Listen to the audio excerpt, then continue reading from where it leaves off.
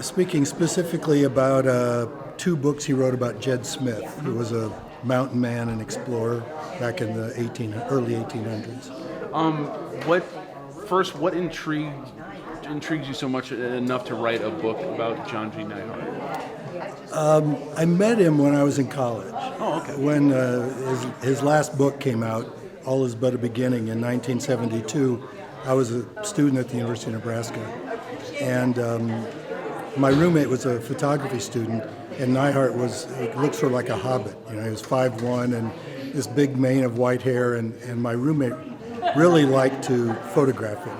And so I went with him one day, and he just struck me as being a really cool guy. And I read that book, and I read Black Elk Speaks in the 70s, and then didn't think any more about him until the mid-90s. My wife and I were in Stockholm, Sweden on vacation in a friend's apartment, and I went looking for something to read and found Black Elk Speaks and reread it, and was left with so many questions about him that when I got back I started researching the book. And how long did it take for you to do the research for that book? Well, I was working full-time, so it took me close to 20 years. I worked on it, before I got it finished. Probably 18 years, something like that. Even though that's not all of the time, you have to really have an appreciation for the subject you're writing about to stick with it for that long. I sort of set myself down, because I have kind of a short attention span, but I kind of sat myself down at the beginning and said, you can't quit on this. You have to, and I never felt like quitting. I mean, it was just always interesting, and I traveled all over the country collecting material, and it was really fun. What about the nature of his work do you think holds up the best for readers in the modern day? I quite like A Cycle of the West, which is 5 books of narrative poetry, but it's old-fashioned. Mm-hmm. And I don't know if you ever watch British TV series, but whenever I watch them, the first half hour, I can't understand anything they're saying. Mm-hmm.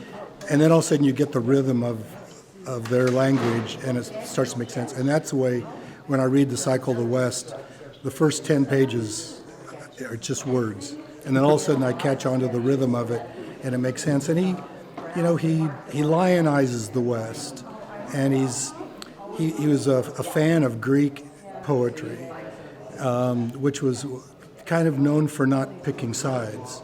So there's not winners and losers. Everybody's brave and everybody's cowardly, and that's kind of the approach that Neihardt took. So in his 2 books about Plains Indians, they're not the bad guys. There's good Lakota Indians and there's bad Lakota Indians. There's good cavalry members and there's bad cavalry members. So it's a more modern approach, really. He's more respectful of the diversity that was taking place on the Great Plains back then, I think, than you might expect. Yeah, that wouldn't have necessarily been common in like other media, especially like movies and stuff at the time for westerns. There certainly were clear winners and losers and bad guys. We and win guys. and you lose. Yeah, yeah. Do you think there's something to those works having such a lasting impact because they were already looking backward in the first place? Do you know what I mean? Well, possibly. I mean, we do like history, and so, back when he was writing book-length poems, people bought book-length poems. Yeah. Not so true today. Poetry books are a harder sell. You might buy a nonfiction book of history or a biography of a general or a president or something like that. But we don't look to poetry for historical tales. Mm-hmm. And that makes it a little bit tough. But his stuff, has real value. And Black Elk Speaks still is, I think, probably the bestseller that the University of Nebraska Press has, which isn't poetry, but he wrote that as well. How many of these conferences have you been to? Oh. Too many to count? Yeah, 20, probably. How, because it is such a specific interest, how much do you appreciate getting to come to something like this and be around so many people? I mean, it's great. The sad thing is, this one is nice because here at Wayne, there's some Wayne State students here. Mm-hmm.